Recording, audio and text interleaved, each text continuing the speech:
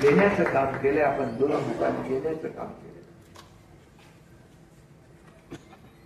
मगाशी कोणीतरी सांगितलं वैद्यकीय मदत 2.5 वर्षामध्ये 450 कोटी रुपये या एकनाथ शिंदेने मुख्यमंत्री सहायता निधीमध्ये दिले. 60 ते 70 हजार रुग्णांचे जीव आपण वाचवले. मी कधी कधी उदाहरण देतो. कोल्हापूरच्या शासन आपल्या दारी या कार्यक्रमामध्ये आम्ही गेलो होतो. त्या एक मुलगी समोर उभी राहिली. तिच्या हातात एक छोटंसं बाळ होतं. ती मुस्लिम मुलगी होती. म्हणाला म्हणजे काहीतरी काम असेल. मतलब क्या काम, काय आहे तुझं बाबा?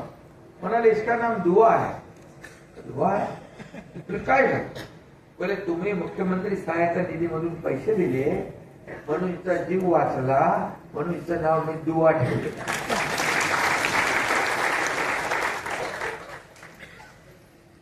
कितीतरी लोकांना आपण मदत केली, कितीतरी लोकांचे जीव वाचले.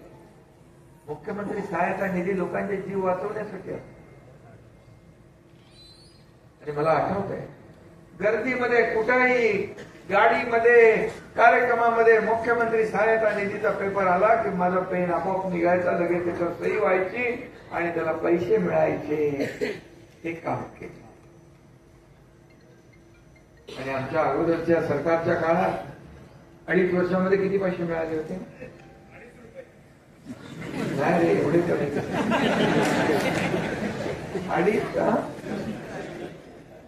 2.5 कोटी होते. 2.5 कोटी. हे खरं आपण खोटं बोलतच नाही कधी. 450 कोटी रुपये 2.5 वर्षामध्ये देण्यात.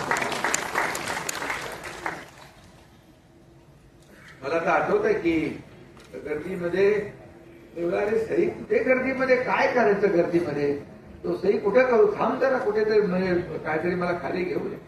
तो लगेच पाठ माझ्याकडे करून म्हणायचं ह्याच्यावर ठेवा आणि सही करा. जगाच्या पाठीवर असा सही करणारा मुख्यमंत्री तुम्ही पाहिलाय?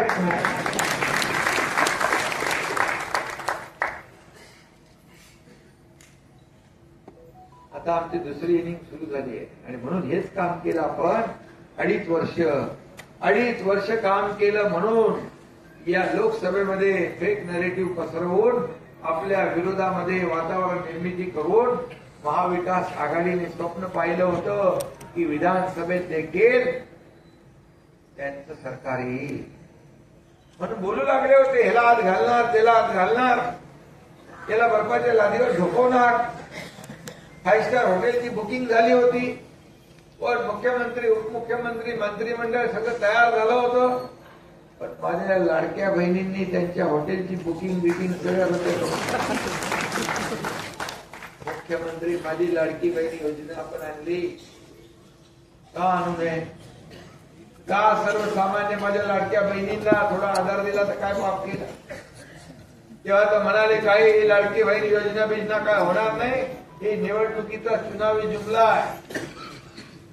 पण आपल्याला माहित आहे आम्ही प्रिंटिंग मिस्टेक वाले नाही. निवडणुकीत शब्द द्यायचा, वीज बिल माफ करतो आणि निवडून आल्यावर विजेची बिलं पाठवणारे आम्ही नाही. त्या लाडक्या बहीण योजनेत पण मोठा कोणी कोर्टात गेलं, कोणी काय काय केलं. बऱ्याच लोकांनी विचार केला हे काय होणार नाही. जेव्हा खात्यात पैसे टाकले आम्ही लय म्हणाले लवकर लवकर काढून घ्या नाही तर सरकार काढून घे. अरे असं काय दिलेले काय परत घ्यायचे काय? आता एकनाथ शिंदे अरे या हाताचं दिलेले या हाताला कळू देत नाही.